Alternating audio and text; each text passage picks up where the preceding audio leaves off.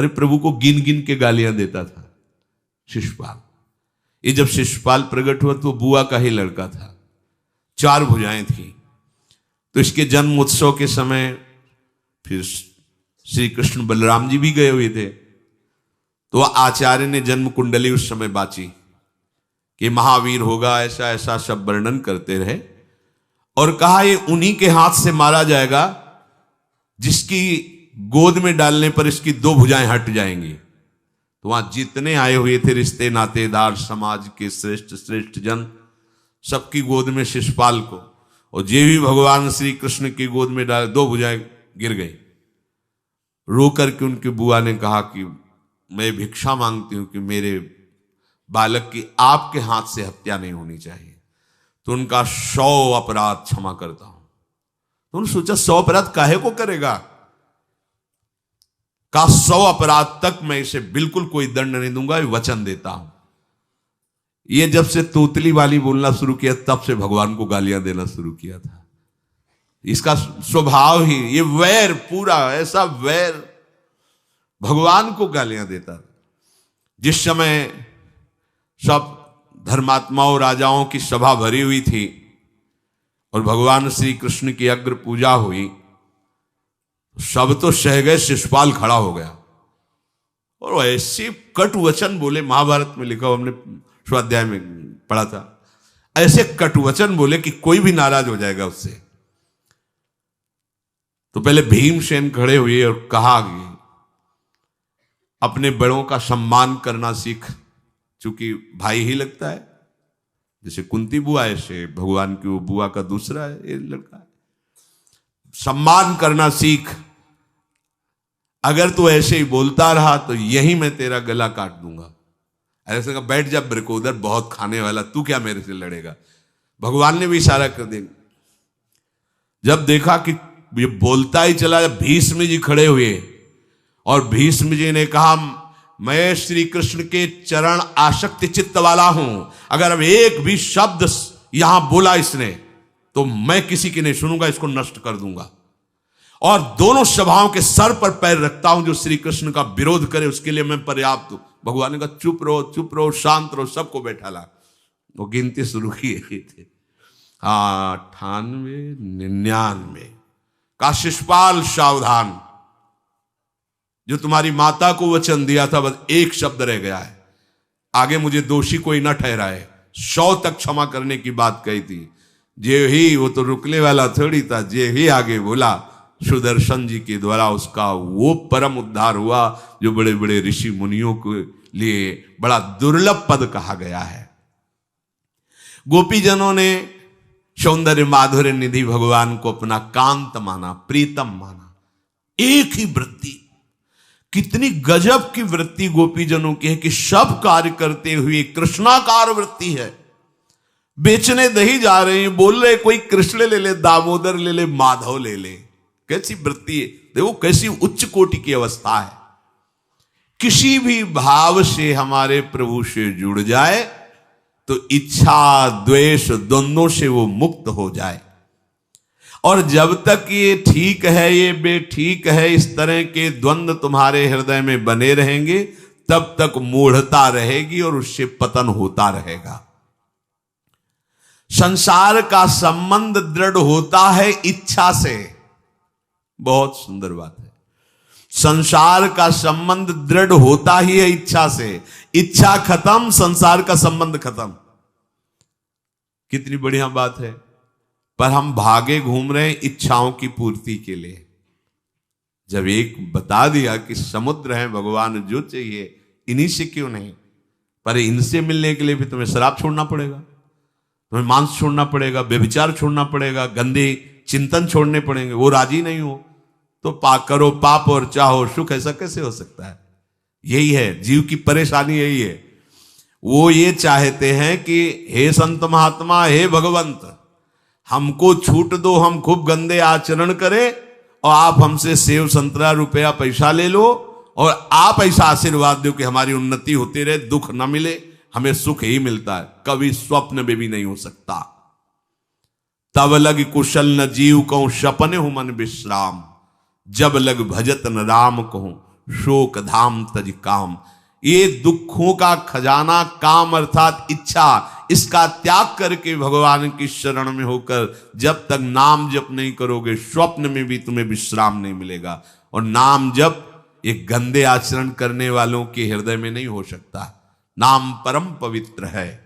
ये तभी होगा जब आपका खान पान सात्विक हो, आपका वातावरण सात्विक हो, आपका बोलना उठना बैठना सब सात्विक हो, तब नाम भगवान कृपा करेंगे आपकी जिह्वा। फिर कौन सी इच्छा रह जाएगी, कौन सी इच्छा रह जाएगी? अरे आप विश्वास कीजिए, ये जितनी इच्छाएं हैं सब स्वाप्निक हैं। जब आप सच्चा विवेक धारण करेंगे तो आपसे पूछा भी जाएगा कि जबरदस्ती केवट से कह रहे ले लो, वो कह रहा आप कछुनाथ न चाहिए मोरे, नहीं चाहिए।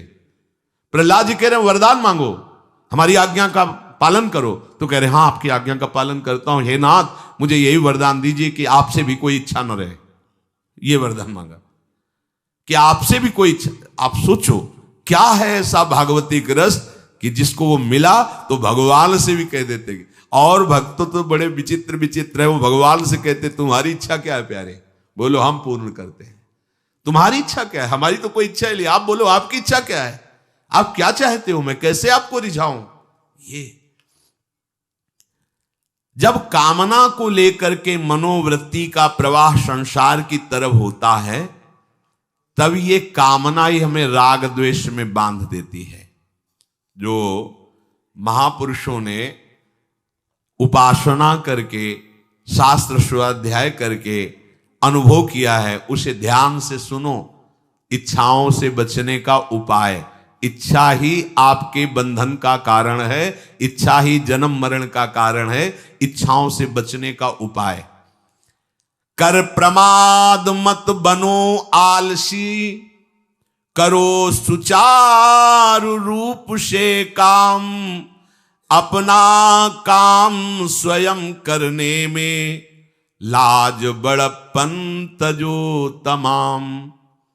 पहली बात, शरीरधारी को किसी दूसरे शरीर से अपने शरीर की सेवा तब तक नहीं लेनी चाहिए जब तक बीमार ना हो जाए, असमर्थ ना हो जाए, चाहे गृहस्थ में हो चाहे विरक्त में हो। ध्यान दीजिए, आप चाहे आपकी पत्नी हो, पुत्र हो, परिवार हो, आप उनके सेवक हैं, क्योंकि वो सब प्रभु के जन हैं। इस भावना से रहोगे, कभी नाराज नहीं होगे, कभी गुस्सा नहीं आएगा, कभी झगड़ा नहीं होगा। अगर आप अपने को ये माने कि प्रभु मेरे इस रूप में आए हुए हैं, मुझे अपने कर्तव्य का पालन करना है, तो कहीं झगड़ा नहीं हो सकता। तुम जो कर रहे हो तुम्हारा कर्तव्य, हमारा कर्तव्य है कि हम पति पुत्र परिवार आदि जो भी है, ये हमारे भगवान का स्वरूप है। मैं आप समझो वही भगवत साक्षात्कार, पर ऐसा कौन मानता है? अच्छा, साधु वेश में ये जरूर सावधानी रखनी चाहिए, ध्यान देकर सुनिए। जब तक आपका शरीर स्वस्थ है, आप किसी से किसी भी प्रकार की सेवा स्वीकार न करें। भिक्षान्न के सिवा कोई भी सेवा स्वीकार न करें। अपने शरीर की सेवा तब तक करें जब तक आपका शरीर असमर्थ नहीं हो जाता। असमर्थ हो गए तो फिर हरि ही करें आकर स्वयं, या किसी को भेज दें, उनके बस की बात है। देखो माधवदास बाबा की लंगोटी स्वयं श्री ठाकुर जी महाराज धो रहे हैं। तब तक हमने अपने बड़े संतों को देखा है, बिल्कुल किसी भी तरह की कोई सेवा नहीं स्वीकार करते। अपनी दिनचर्या अपने हाथ से, अपने शरीर की पूरी। आपको क्या हो गया है? आप भी वैसे ही चलो जैसे गुरुजन चले हैं, भिक्षान्न के सिवा।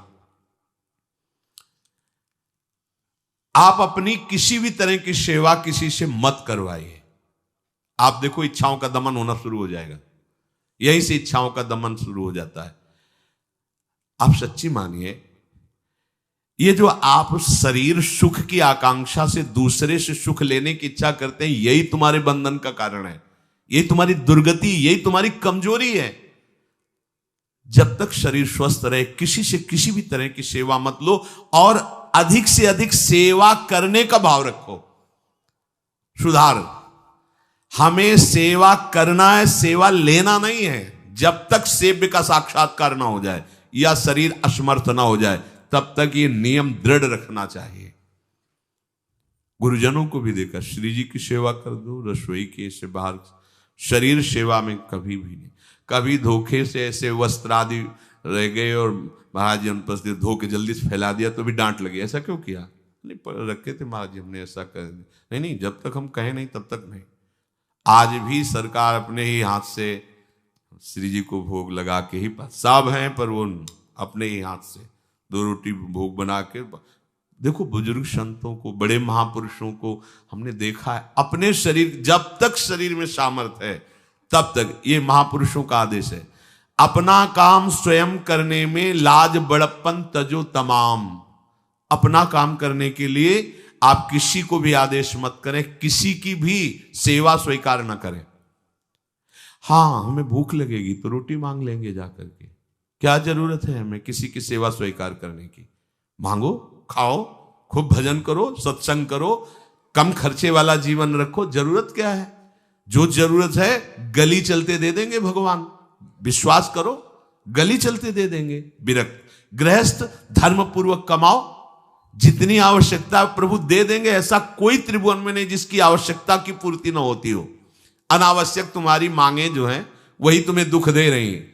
आवश्यक व्यवस्था सबको भगवान दिए हुए हैं, अनावश्यक मांग के लिए तुम्हें फिर फंसना होगा। ये तुम्हारी अनावश्यक मांगे हैं, ये हो जाए, वो हो जाए, वो जो आपको जीवन जीने के लिए जरूरी है, धर्म पालन के लिए जरूरी, वो बिना मांगे भगवान दे रहे हैं सबको। देख लो। हाँ, आप कि भाई हमको उस परिकर में रहना है, उस कोर्ट से रहना है, वो सब वीआईपी, तो हमको भी उस कोर्ट का, ये मांगे हैं तुम्हारी। तुम्हारा प्रारब्ध जितना है उतना तुम्हें मिलेगा, जो आवश्यक है वो तुम्हें मिलेगा। अनावश्यक मांगे करोगे फंसोगे, अधर्म में कूदना पड़ेगा तुम्हें।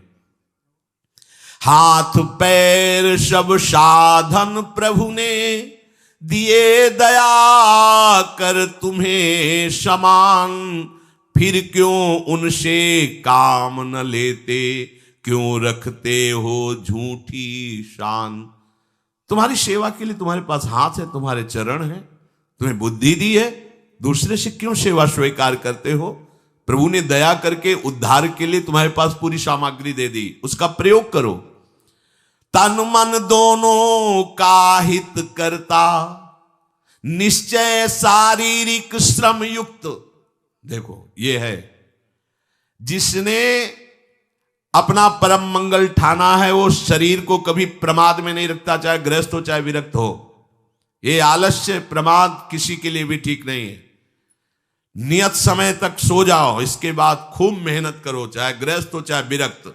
विरक्त हो तो खूब नाम जप, वाणी पाठ, ब्रह्मचर्य से रहना, आसनों में बैठना, हाँ सेवा करना, शारीरिक श्रम नहीं, खूब सेवा करो, धाम की सेवा करो, नालियां साफ करो, गलियां साफ करो, जो सेवाएं में इसे श्रम करो।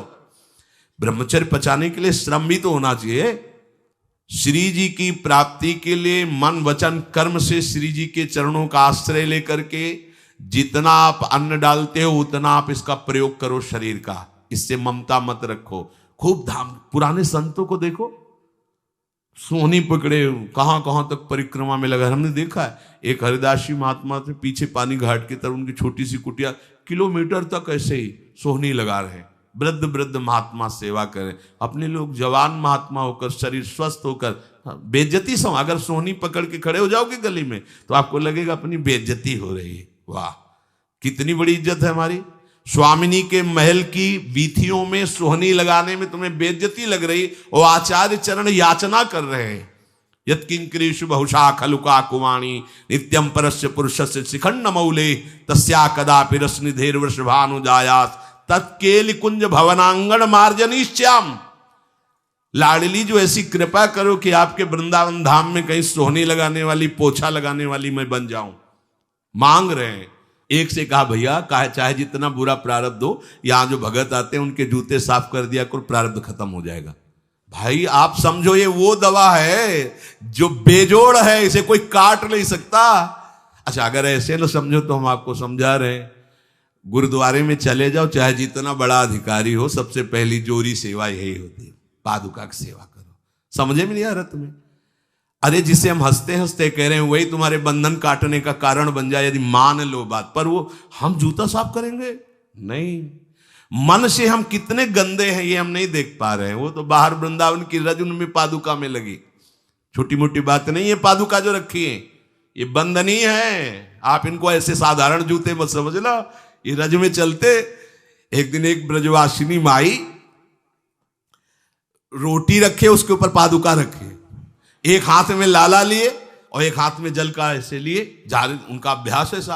अब पादुका पहन के चलने में परेशानी होती थी, तो कोई एक संत थे और बाहर से आए हुए थे, तो हंस दिए हैं, कैसे बावरी रोटी के ऊपर जूता लगा।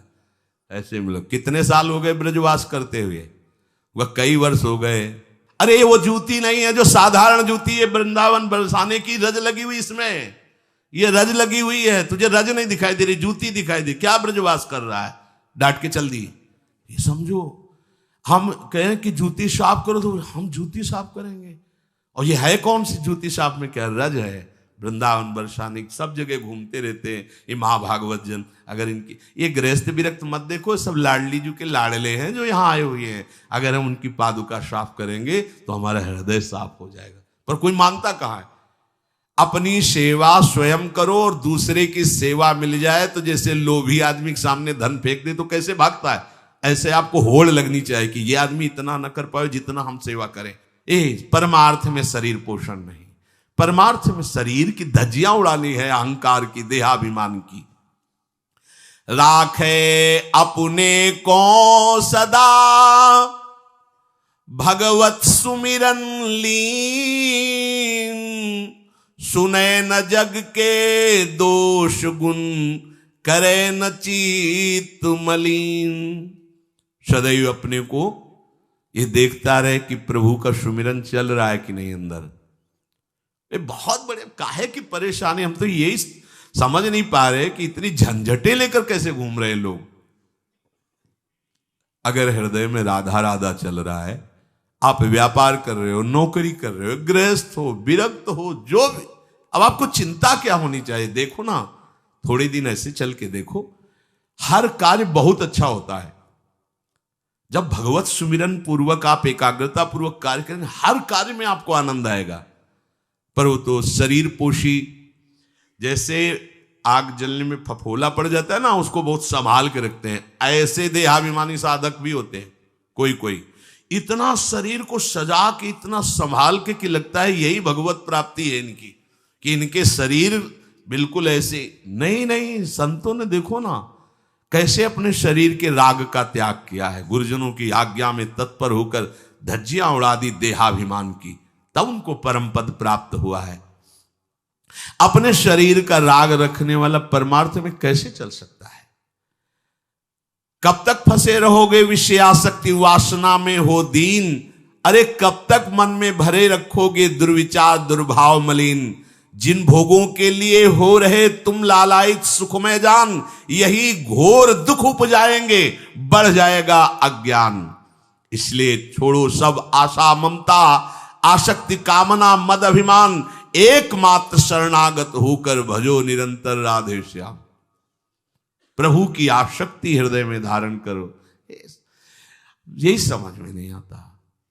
चले हो राग त्यागने के लिए, पोषण कर रहे हो शरीर राग का, कैसे बात बने। चलो कोई विषय संसारी है तो लगता है अभी बेचारा है। हाँ, आप लोग बेचारों की लाइन में थोड़ी हो, आप लोग बेचारों की लाइन में नहीं हो। आप जितने भी, चाहे गृहस्थ हो चाहे विरक्त हो, धाम आ गए हो, दीक्षा ले ली है, शास्त्र स्वाध्याय करते हो, सत्संग, आप बेचारे हो, आप भगवत पार्षद हो। पर आप अपने स्वरूप को समझो, ये अंदर की बातें सुधारो। आगे कह रहे हैं कि सुने न जग के दोष गुण, करे न चित्त मलिन। अपने भगवत चिंतन में मगन रहो। कोई तुम्हें यदि किसी की निंदा आदि सुनाने लगे तो उसे मत सुनो। पूछे कछु कछुए कहे, को आए के पास, सुन ले कछु बोले नहीं। सब ते रहे उदास, पर निंदा पर दोष के, कथन सुनन में लोग। जो आनंद अनुभव करें तो लहे नरक के भोग। तुम्हारे पास आकर कोई तुम्हें दूसरे की निंदा सुना रहा है, और अगर तुम्हें हर्ष हो रहा है, कैसी बात, कोई नामदाता सदगुरु की निंदा करे, तुम सुन लिए, कैसे तुम्हारे इस पाप का प्रायश्चित होगा? सुनने और कहने वाले दोनों को एक ही दंड मिलता है बराबर। तुम अपने गुरुदेव की निंदा सुन ली, तुम अपने आराध्य देव की अवहेलना की बात सुन ली। उपासना नहीं है, कहीं देहाभिमान है कि हम तो गुरु श्रेष्ठ है ना, गुरु जी की निंदा होती हमारी वंदना हो रही।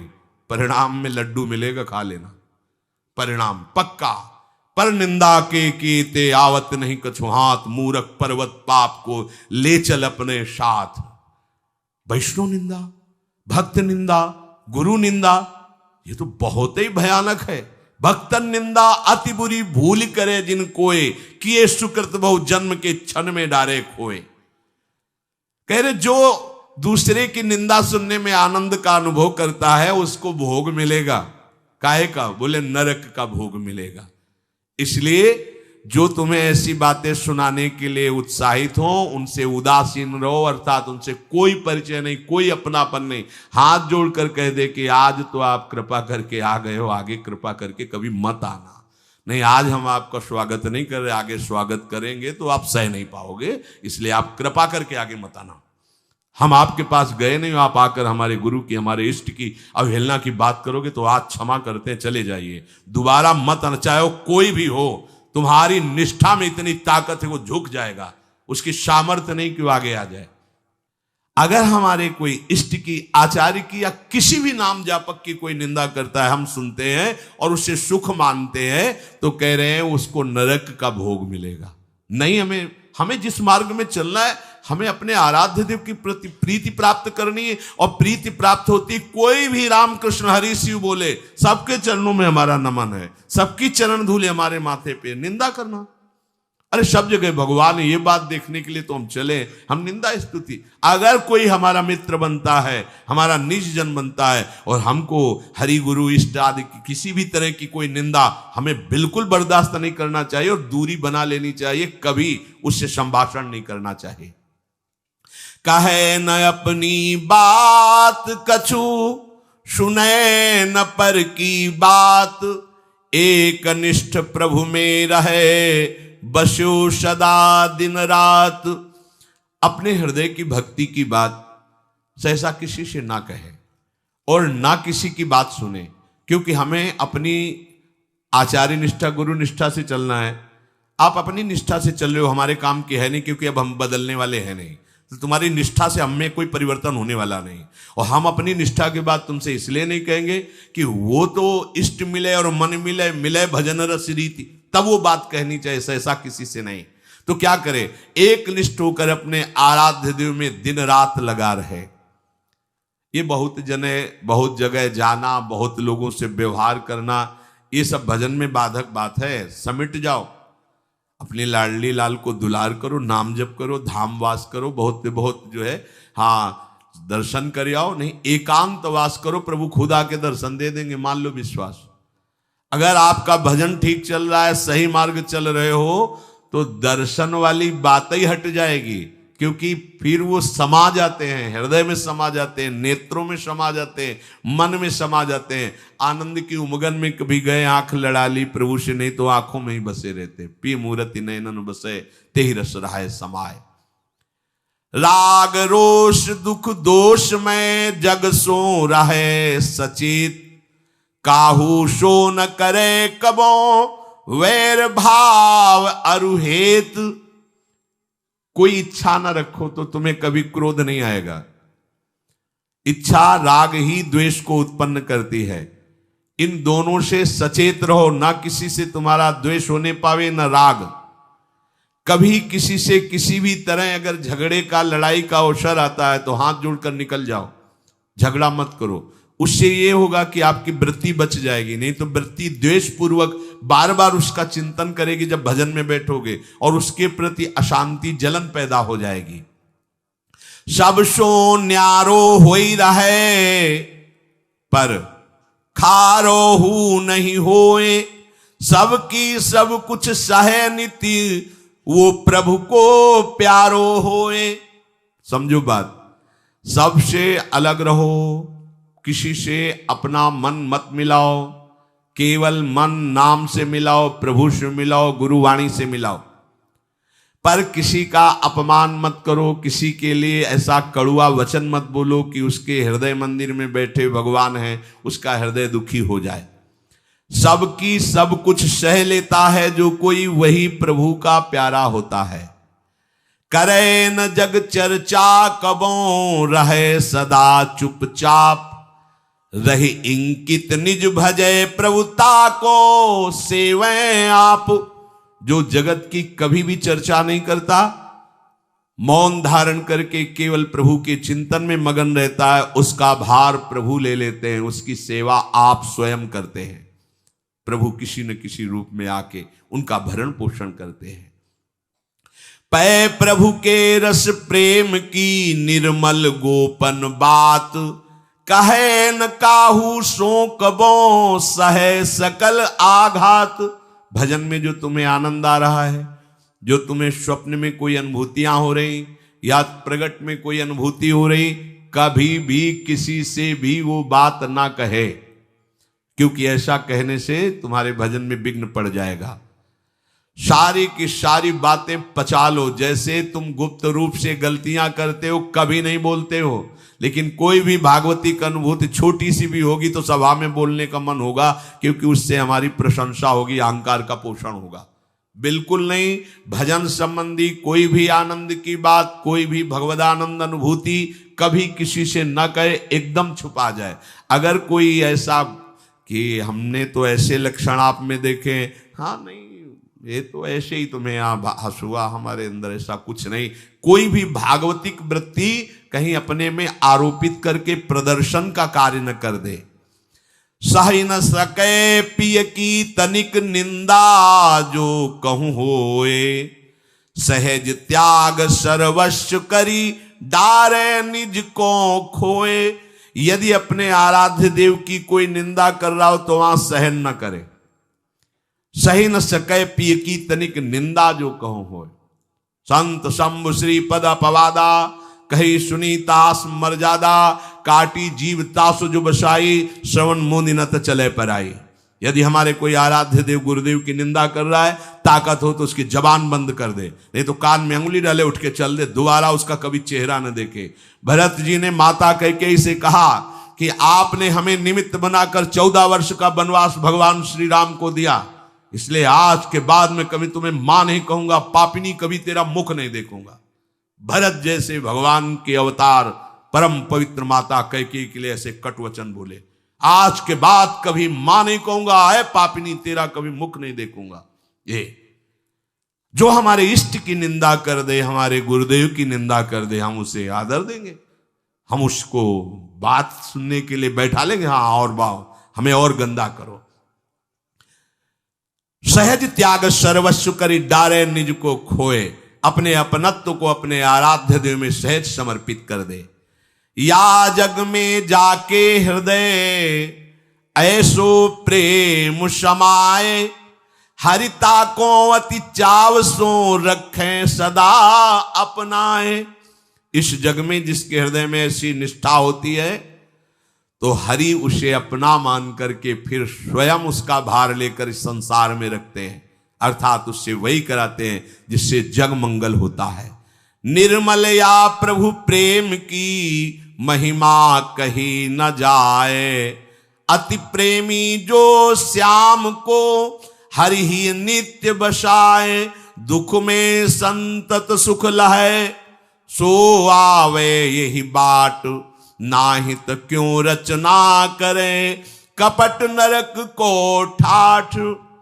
जो निर्मल भगवत प्रेम है उसको कहा नहीं जा सकता, वो अनिर्वचनीय है।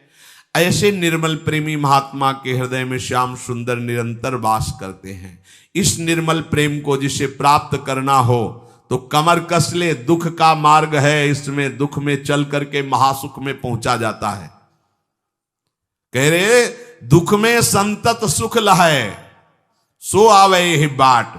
भारी से भारी विपत्ति, अपमान, तिरस्कार में भी जो सुख का अनुभव करते हुए भगवत भजन करते रहते हैं, वो जाते हैं उस महासुख परमानंद में। नहीं तो कह रहे हैं नाहित क्यों रचना करे, कपट नरक को ठाठ। फिर ये बातें बनाने से नरक ही मिलेगा, भगवत प्राप्ति नहीं होगी। इसलिए इच्छा और द्वेष का त्याग करके अपने आराध्य देव के निरंतर चिंतन में मगन रहो। भजन का फल है अपना अस्तित्व मिटा देना, कोई भी इच्छा न रह जाना। तो श्री भगवान स्वयं उसके हृदय में बैठ करके सब योगक्षेम का वाहन करते हैं। जैसे अहंकार से हम सोचते हैं ये हम नहीं करेंगे तो कैसे हो जाएगा, तो पूरी सृष्टि तुम्हारे करने से हो गई है क्या? जिन्होंने एक संकल्प में अनंत ब्रह्मांडों का सृजन, पालन और लय करते हैं, करते रहेंगे, उन प्रभु को पहचानने के लिए मनुष्य जन्म हुआ है। यही परम कर्तव्य है, हम भजन करके उनमें लीन हो जाएं, उनको जान जाएं, तो महान दुख से हमारा छुटकारा हो जाए।